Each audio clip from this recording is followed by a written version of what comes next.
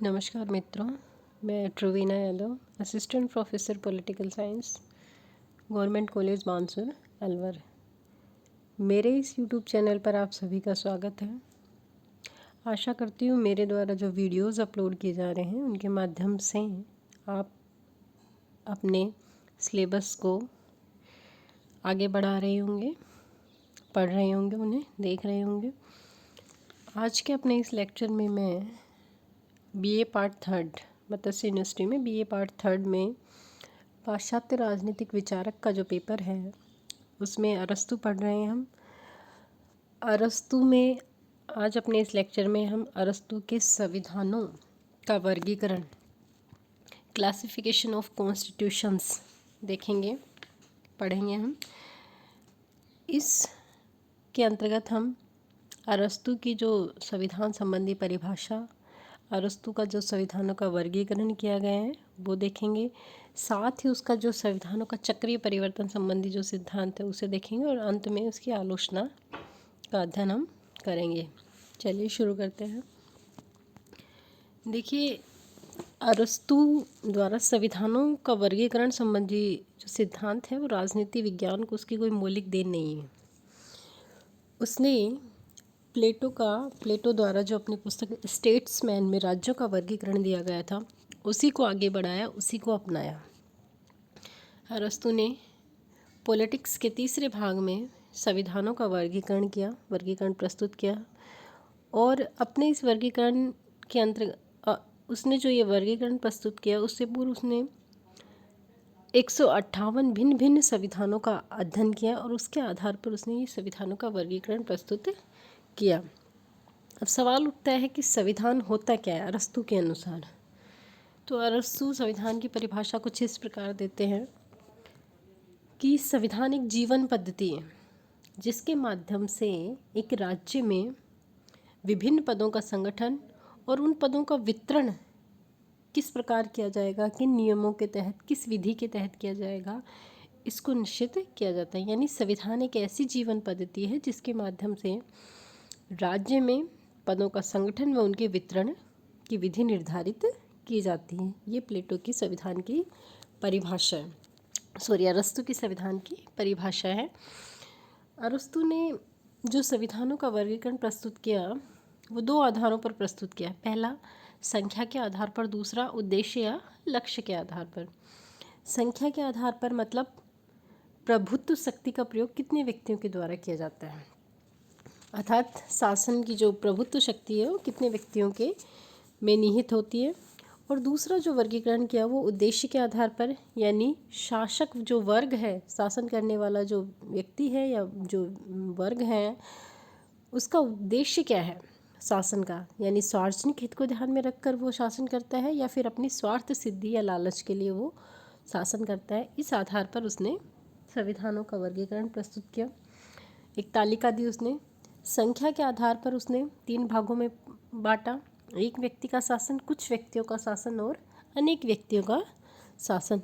अर्थात एक व्यक्ति का शासन, कुछ व्यक्तियों यानी अल्पसंख्यकों का शासन और अनेक व्यक्तियों यानी बहुसंख्यकों का शासन।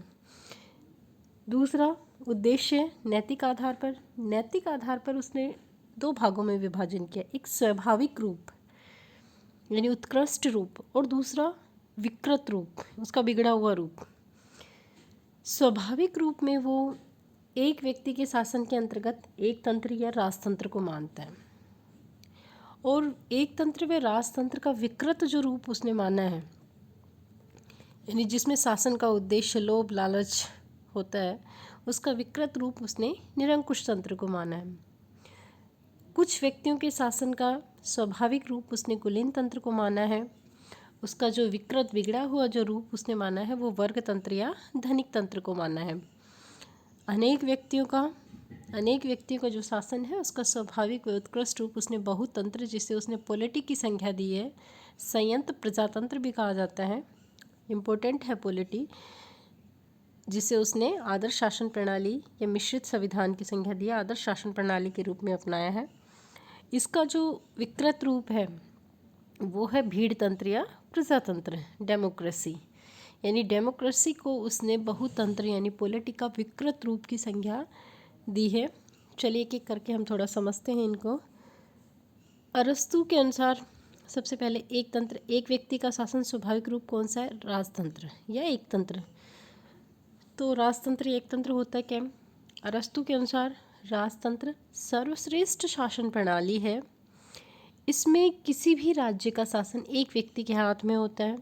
राजा जो होता है उसका लक्ष्य प्रजा की सामान्य भलाई, उसके हित को ध्यान में रखना होता है। ये एक व्यक्ति के शासन के अंतर्गत एक आदर्श व्यवस्था है। इसमें शासक को सद्गुणों से युक्त होना चाहिए। यह शासन प्रणाली सर्वोत्तम आदर्शात्मक है। लेकिन उसने कहा है कि आदर्शात्मक है, सबसे अच्छी शासन प्रणाली है, लेकिन ये उतनी व्यवहारिक नहीं है। व्यवहारिक इसलिए नहीं है क्योंकि सभी सद्गुणों से युक्त शासक मिलना संभव नहीं है। इसलिए ये जो शासन प्रणाली है उसको व्यवहारिक स्तर पर लागू करना संभव नहीं है। यद्यपि राजतंत्र को अच्छा मानता है, लेकिन उसको पता है कि राजतंत्र में जिस हम राजा की, सर्वगुण संपन्न राजा की जो हम बात कर रहे हैं, वो मिलना संभव नहीं। अतः राजतंत्र एक ऐसी शासन प्रणाली है, उसके अनुसार एक स्वाभाविक, एक उत्कृष्ट शासन प्रणाली, एक आदर्श शासन प्रणाली है, जिसमें जनता के हित को ध्यान में रखकर शासन करता है राजा। लेकिन वह राजा सर्वगुण संपन्न होना चाहिए, तो इसे व्यवहार में इसे लागू करना संभव नहीं है। एक तंत्र का विकृत रूप उसने निरंकुश तंत्र को माना है। निरंकुश तंत्र राजतंत्र का वह रूप है जिसमें शासक शासितों के हितों की उपेक्षा कर केवल अपने हित को ध्यान में रखकर शासन करता है। इस शासन में ये एक तरह का तानाशाही है, धूर्तता, धोखे और विधि को ध्यान में न रखते हुए केवल अपने हित के आधार पर शासन किया जाता है।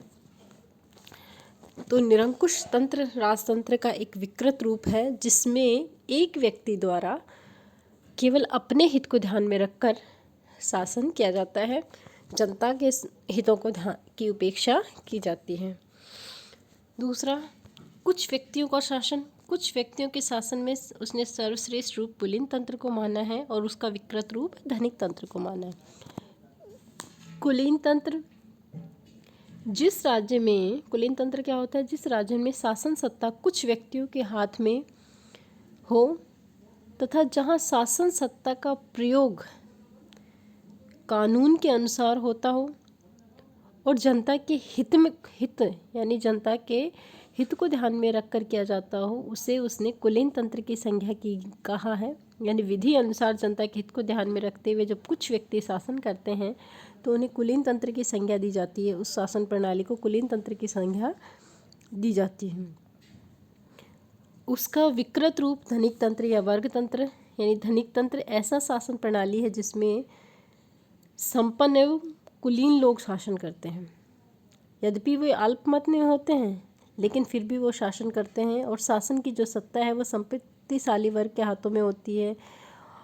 और ये जो संपत्तिशाली वर्ग है वो केवल अपने हित, अपने स्वार्थ को ध्यान में रखकर शासन करता है। इस प्रणाली में सबसे बड़ा जो दोष है वो है कि इसमें आपसी फूट और ईर्ष्या का भाव पाया जाता है। इसमें प्रत्येक जो कार्य किया जाता है कुलीन वर्ग के द्वारा, वो प्रत्येक कार्य का जो आधार होता है वह व्यक्तिगत लाभ होता है। निर्धन वर्ग की पूर्णतः उपेक्षा होती है, निर्धन वर्ग का पूर्णतः शत्रु होता है ये वर्ग, और उस वर्ग के विनाश के लिए ही सदा प्रयत्नशील रहता है। तो धनिक तंत्र जो है वो कुलीन तंत्र का विकृत रूप है।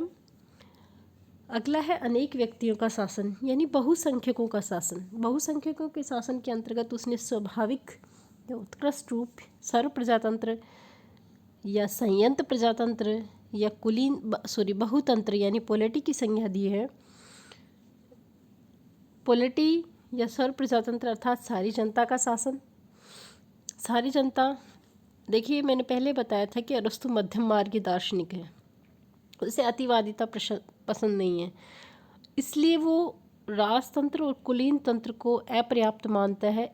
और इनको अपर्याप्त मानते हुए इनका बीच का मध्यम मार्ग निकालता है, यानी एक ऐसी शासन प्रणाली निकालता है, एक ऐसी शासन प्रणाली की बात करता है जिसमें राजतंत्र और कुलीन तंत्र दोनों ही शासन प्रणालियों के सर्वश्रेष्ठ गुणों का समाहन हो, सर्वश्रेष्ठ गुण समाहित हो।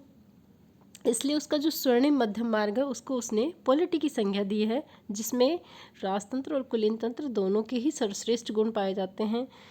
पॉलिटी एक ऐसा शासन प्रणाली है जिसमें बहुत लोगों के द्वारा शासन किया जाता है, यानी बहुसंख्यकों के द्वारा शासन किया जाता है, लेकिन उसका जो उद्देश्य होता है वो जनता के हित को ध्यान में रखकर किया जाता है। जनता का कल्याण ही उसका जो होता है वो सर्वप्रमुख उद्देश्य होता है। इसलिए पॉलिटी सर्वश्रेष्ठ शासन प्रणाली मानी है उसने। अगला है इसका विकृत रूप भीड़ तंत्र या प्रजातंत्र। प्लेटो भी और अरस्तु भी दोनों ही प्रजातंत्र के आलोचक हैं। यद्यपि उन्होंने अपने पॉलिटी में प्रजातंत्र के कुछ गुणों को समाहित किया है, कुछ गुणों को स्वीकार किया है। अरस्तु के अनुसार प्रजातंत्र जो शासन प्रणाली है उसका सबसे बड़ा दोष ये है कि इसमें सब नागरिक विभिन्न प्रकार की योग्यताओं पर विचार न करते हुए समान माने जाते हैं, यानी धनी, निर्धन, अनपढ़, पढ़े लिखे, विद्वान, मूर्ख सब बराबर समझे जाते हैं। सभी नागरिकों को समान अधिकार दिया जाता है, किंतु अधिकारों की जो समानता है और शीघ्रता है वो नियंत्रण, चूँकि इस प्रणाली में नियंत्रण का अभाव होता है और नियंत्रण के अभाव के कारण यह अराजकता की स्थिति में परिणत हो जाता है और नागरिक जीवन को असंभव बना देता है। तो ये इसका सबसे बड़ा दोष है। इसलिए अरस्तु ने पॉलिटी को सबसे सर्वश्रेष्ठ शासन प्रणाली के रूप में, एक सर्वश्रेष्ठ मध्यम मार्ग के रूप में स्वीकार किया है। आगे हम देखते हैं कि अरस्तु का संविधानों के चक्रीय परिवर्तन का सिद्धांत साइक्लिक चेंज इन कॉन्स्टिट्यूशन। देखिए, चक्रीय परिवर्तन का सिद्धांत क्या है। अरस्तु ने संविधानों के वर्गीकरण के साथ साथ राजनीतिक परिवर्तनों का एक कालचक्र भी प्रस्तुत किया है, साइक्लिक थ्योरी ऑफ गवर्नमेंट। इसमें उसने बताया कि जिस प्रकार ऋतुएं स्वाभाविक रूप से बदलती रहती हैं, जैसे एक ऋतु के बाद दूसरी ऋतु स्वाभाविक रूप से आती रहती है, उसी प्रकार शासन प्रणाली जो होती है उनमें भी परिवर्तन चक्र चलता रहता है। राजनीतिक परिवर्तन का ये जो चक्र है वो राजतंत्र से शुरू होता है और राजतंत्र के बाद क्रम से निरंकुश तंत्र, फिर कुलीन तंत्र, धनिक तंत्र, फिर पॉलिटी और अंत में प्रजातंत्र। और प्रजातंत्र के बाद पुनः फिर क्या आ जाता है, राजतंत्र के रूप में परिणत हो जाता है। तो इस प्रकार ये जो साइकिल है, ये चक्र चलता रहता है। वो कहता है अरस्तु के अनुसार सबसे सर्वश्रेष्ठ शासन प्रणाली राजतंत्र है, परंतु जब राजा जनहित से मुंह मोड़कर अपने स्वार्थ के लिए शासन करने लगता है तो राजतंत्र निरंकुश तंत्र में बदल जाता है। कुछ समय बाद निरंकुश शासन के अत्याचारों से पीड़ित होकर अच्छे व योग्य व्यक्ति कुलीन तंत्र की स्थापना करते हैं, किंतु जब इस शासन प्रणाली में भी सद्गुण समाप्त होने लगते हैं, ये भी अपने स्वार्थ के लिए शासन करने लगते हैं, तो परिणामतः कौन सा आ जाता है, धनिक तंत्र या वर्ग तंत्र आ जाता है। धनिक तंत्र या वर्ग तंत्र पूर्णतः स्वार्थ के आधार पर शासन होता है। जनता जब बगावत कर देती है इसकी, तो इसके स्थान पर क्या आ जाता है, पॉलिटी सर्व प्रजातंत्र में परिणत हो जाती है। परंतु समय की गति के साथ साथ इसका भी दूषित रूप होता चला जाता है, अव्यवस्था फैल जाती है। तो ऐसी स्थिति में कोई करिश्माई नेता जो होता है भीड़ के हितों पर के आधार पर वो प्रजातंत्र यानी भीड़ तंत्र या प्रजातंत्र की स्थापना करने लगता है। भीड़ तंत्र एक प्रकार का अतिवादी लोकतंत्र है। जब इसका भी निकृष्ट जब ये संविधान का निकृष्टतम रूप है।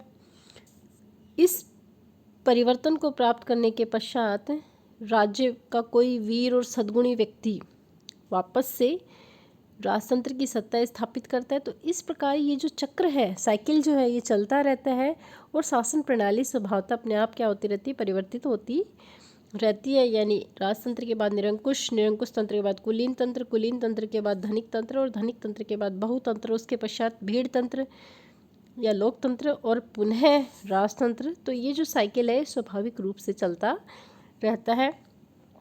ये था अरस्तु का संविधानों का वर्गीकरण। अब अंत में हम इसकी आलोचना देख लेते हैं। आलोचना में पहली जो आलोचना की जाती है, अनेक आधारों पर आलोचना की जाती है विभिन्न विद्वानों के द्वारा। कुछ विद्वान इसको व्यवहारिक नहीं मानते, व्यवहारिक इसकी कोई उपयोगिता नहीं है। कुछ कहते हैं कि इस तरह से जो विभाजन किया है इन्होंने, ये संभव नहीं है। कुछ कहते हैं कि ये उनकी कोई मौलिक देन नहीं है, प्लेटो से उन्होंने ये क्यों उठाया है। तो कई आलोचनाएं की जाती हैं। चलिए हम देख लेते हैं। पहला है मौलिकता का अभाव। आलोचकों के अनुसार अरस्तु का जो संविधानों का वर्गीकरण है उसमें मौलिकता का अभाव है। इस संदर्भ में उसने अपने जो गुरु प्लेटो है, प्लेटो की नकल की है।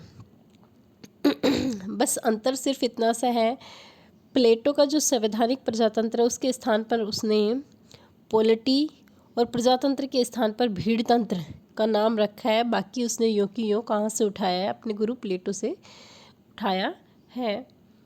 दूसरी जो आलोचना की जाती है वो की जाती है संविधान, राज्य और शासन शब्दों में उसने कोई अंतर नहीं किया है, अंतर का उसमें अभाव है। अरस्तु इन जो ये शब्द हैं संविधान, राज्य और शासन, इनमें भेद स्पष्ट नहीं करता। जबकि आधुनिक समय में यदि हम देखें तो इन शब्दों में बहुत अधिक अंतर है। इस आधार पर विद्वानों के द्वारा इसकी आलोचना की जाती है। तीसरी जो आलोचना है वो इसको अवैज्ञानिक तथा संख्यावाचक वर्गीकरण मांगते हैं। अरस्तु का जो वर्गीकरण है वो वैज्ञानिक आधार पर नहीं हुआ है, केवल संख्यात्मक है, संख्यावाचक है। उसको सरकारों का वर्गीकरण का जो ये रूप है वो बिल्कुल भी संगत नहीं है। इसमें इस सरकारों को जो परस्पर आधारभूत जो विशेषताएं हैं, उनका जो संगठन है वो इनसे भिन्न होता है, इसलिए इसकी आलोचना की जाती है। अगला, प्रजातंत्र को इसने उचित स्थान प्रदान नहीं किया है।